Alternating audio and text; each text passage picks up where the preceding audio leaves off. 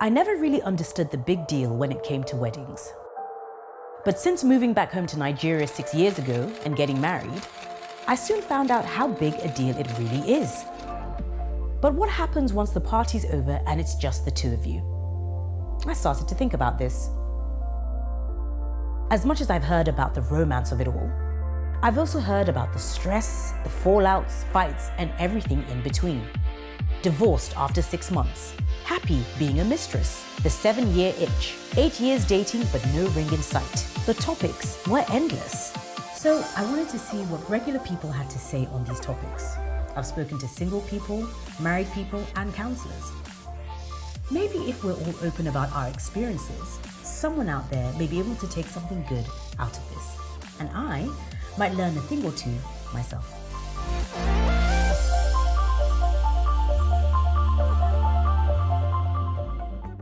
Hi guys, welcome to So You Want to Get Married. So You Want to Get Married is table talk where we talk about anything and everything to do with love, dating, marriage, the whole shebang. We are back for part 2 of the topic, Is Marriage by Force? And I am still joined here by my lovely guests, Kevwe, Freeze, and Labake. Thank you so much for staying on.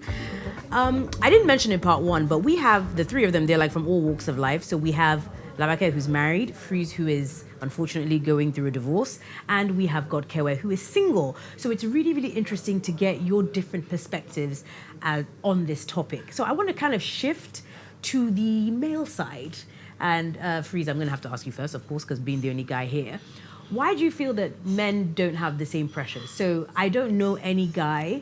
Well, actually, I know a few. Let me not say that. I know a few where it's like, okay, you're getting on, it's like 30-something, and they're like, okay, are you going to get married? But it's still not the only question that they get asked. So why is it not the same for guys? First of all, let me start by saying, by addressing something. I'm not, unfortunately, in a divorce. I'm in a better place right now. Sometimes these things don't work the way we plan them to work. And I also believe that a lot more people are like me, but are staying in the marathon, even though they're dead inside, just because of what the public would say about them being in a divorce. It took me so long to be able to brace myself up and actually come out of my relationship. It's not something you do in a hurry. Lightly, of course. Now, just like women, men are under the same type of pressure, just a milder version. Men go through 10 to 30% of what women go through pressure-wise when it comes to age and marriage. A man can go as far as 40 without having any issues. The pressure kicks in from about 40, 41, 42. Now, a 45-year-old man that has 3 kids from 3 different women is still better off than a 45-year-old man who doesn't have any offspring. Because at the end of the day, there are many men who by the time they're 45 would have come out of a marriage. And as long as they have kids to show for it, the society's a little more lenient on them. So I would say men go through the same, but not on the level. A 35-year-old man would not have his mother and his father going to extra prayer sessions for the fact that he's not yet married. Do you ladies agree about the, like you said, the percentage of pressure a man gets, or do you think it's like they get no pressure at all? Well, to a certain extent, I think it's right. Just not as much as he's claiming. Just not, because at the end of the day, most men who even get pressured at all, most times it's because they're either maybe they're the only sons, their parents are concerned, they need somebody to carry on the family line. And then also, I think why that even happens is because, well, in the society we live in, women have an expiry date, men don't. So a guy can still, well, I guess not just the society. A guy can father a child at age 60. Very a woman true. isn't very fertile at age 60. So it's like, okay, you need to get married whilst you're still young and fertile and useful, as opposed to a guy who can have kids when he's an old man. Basically. That being said, I still don't think it's enough reason to pressure anybody to get married. What if I don't want to have kids? I don't want to get married. No, you shouldn't be. But the thing is, that statement is very well and good, because what if you don't want to have kids? What if I But don't want to have imagine if kids? you went around saying, although you've just said it on camera, but imagine if you went around saying, I don't want to have kids. People would think you've lost your mind. You do know that in Nigeria. Like, you can't go around saying you don't want to have kids. Well, kids, actually, yeah. you're right. I told my mom a few weeks ago. She was always making statements like, "Oh, your room is so untidy. When you get married, you don't cook. When you get married," and I'm like, "Mommy, Yeah. what if I don't want to get married?" And she froze for a few Don't seconds. give her a heart attack. You got to She, tell your mother and she's that. like, "What do you mean?" I'm like, "Yes, but what if I decide I don't want to get married?" And she thought I had lost my mind. Like, she Yeah. called everybody.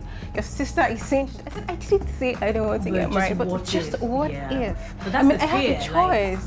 Do you get, so you shouldn't think that my whole life I should program my life based on the fact that, okay, one day I'm going to be someone's wife. Yeah. I plan to get married, but my self-happiness and fulfillment doesn't hinge on that.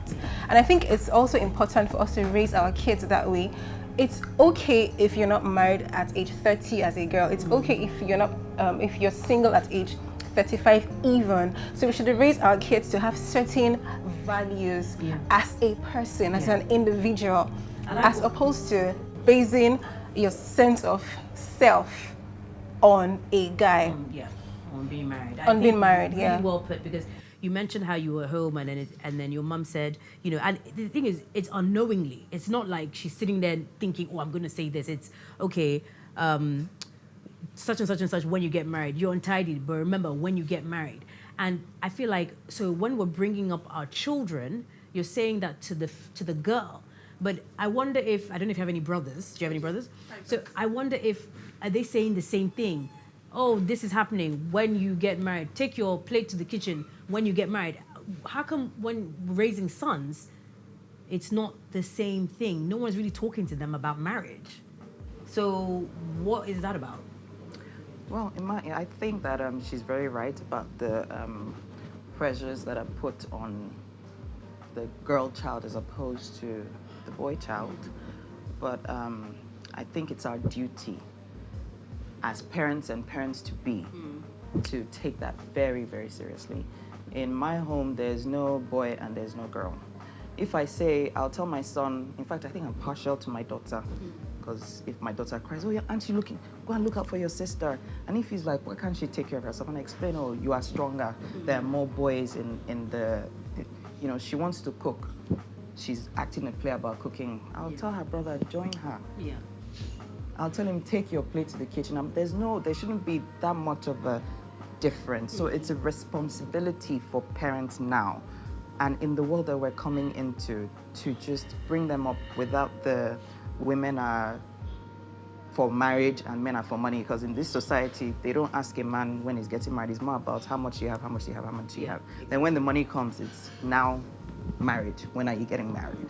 But for women, it's not about how much are you making, what are you doing. It's just marriage, marriage, marriage, marriage. Your husband, your husband, your husband. My mom the other day was like, oh, we're talking about school fees, the exchange rate. She's like, oh my God, I'm praying for Banky. That's my husband's name. I'm praying for Banky. And I'm, Mommy, why aren't you praying for me? Don't you think I want to make money? But it's just, I mean, it's a mindset that needs to be changed. And we can only start with us now to the generation coming up. That's it. Well, I mean, the whole thing is just really bizarre, but I just want to quickly touch on something before we head to the question of the day.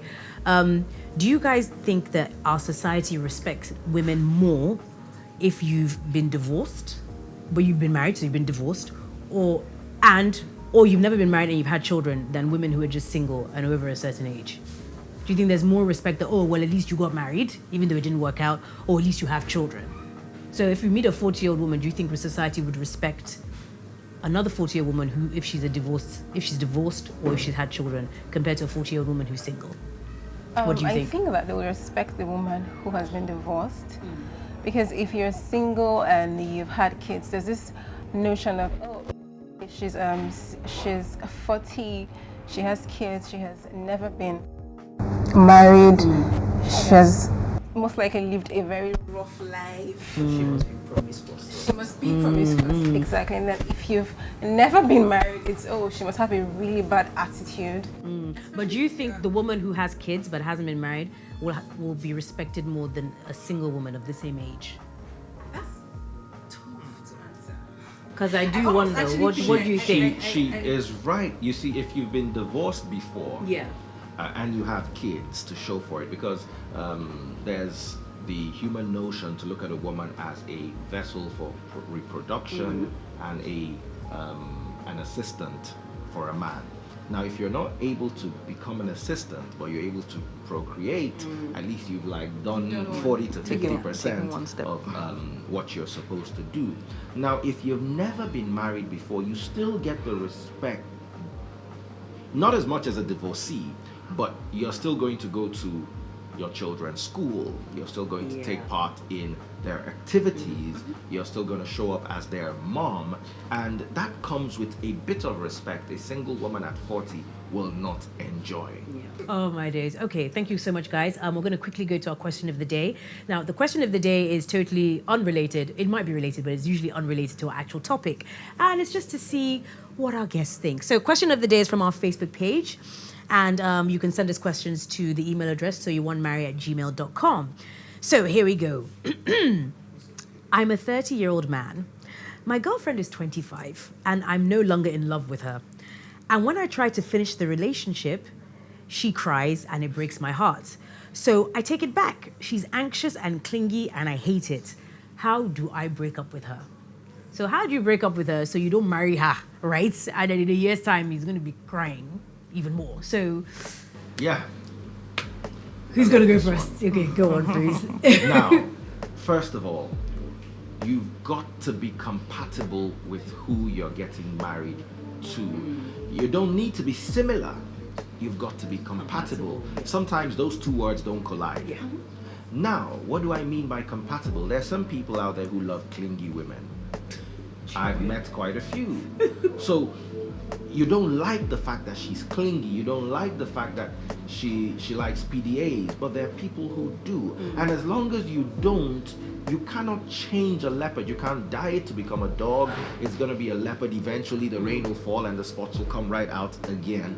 So what you're doing by staying with her is you're dragging her, stringing her along, delaying her healing, because you're still going to let her go. If you don't let her go now, the marriage will be so messed up, you'd have to break it up at the end of the day, and you're going to let her go, and you're delaying the healing process. Let her go now. Sit her down. Tell her what she needs to hear. Look, we can't work out. I'm sorry. I love you, but I can't take this, that, and that, and I would want you to go on with your life and heal yourself. Labake, what do you think? I feel like what has to be done has to be done. You cannot sit on the truth or try and trample on the truth. Yeah. It will come out eventually. So I'll be hard about it. You're doing her a favor. Yeah. Goodbye is goodbye. She will heal. Pain is part of life, really. Exactly.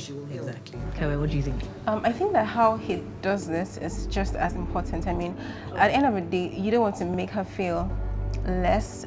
You don't want her to feel like there's something wrong with her. So he has to find a way to let her down easy so she doesn't lose her self-esteem in the process, because it's very easy to think, oh, he doesn't want me because I'm to this or I'm not this. Yeah, so he has to just find a way to make her see that, okay, I love you, you're a wonderful person, but this cannot work. But yes, he has to tell her. He absolutely has to tell her. Yeah, there's no point stringing her along. Exactly. I totally agree with what everyone said. I mean, I think it's just a shame that he didn't man up and went back and said, okay, it's worse to keep breaking up with her. So you're breaking up with her. She Over cries. and over again. Oh no, I'm sorry. I didn't mean it. Then you're now sending her mixed signals. So you're right. It is as important how you're going to do it. But when you do it, be strong and really just cut it off. Because, interestingly, the more he keeps breaking up with her, the clingier she would get. Of course. Because then when they're not breaking up, she might be thinking, oh, is he going to break up with me now? I mean, that's so that's she feels torture. the need to do more and be more, and then she gets more clingy. Yeah, so, that's really unfortunate, but, I hope we helped you guys out. Well, that's it. Thank you guys so much. You've been amazing guests for part 1 and part 2, and I hope you guys will come down another time soon. Great. That's it for another episode. Make sure you follow me on all my social media platforms, and we will see you next time. Bye-bye. To watch some more episodes of So You Want to Get Married, all you have to do is head to my YouTube channel, Marcy's Projects. Enjoy.